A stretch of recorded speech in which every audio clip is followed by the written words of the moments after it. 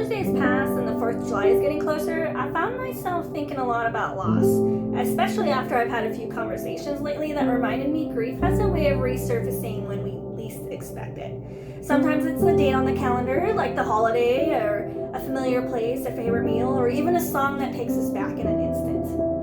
And then it made me realize that grief doesn't always follow that timeline we think it should. Sometimes we think we've got it all under control, and then the moment just catches us off guard. Tears come rolling back, and we start wondering, well, now I'm taking a step backward.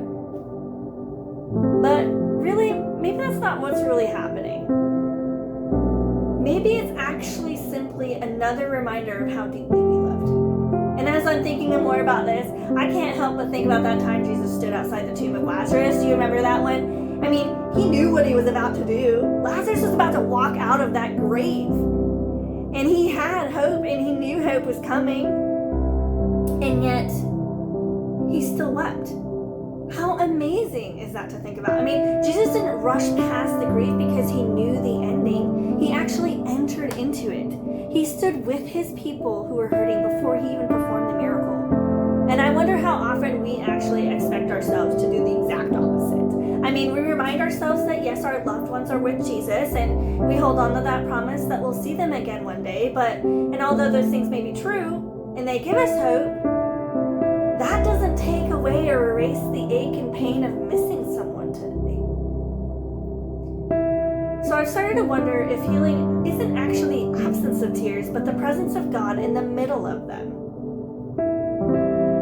Maybe healing isn't actually never crying again, and instead it's learning that every tear is seen by the one who cried too.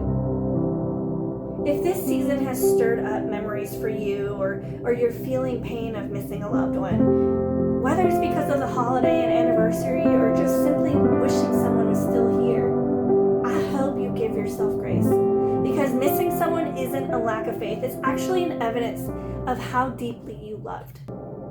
So I want to end it with this scripture.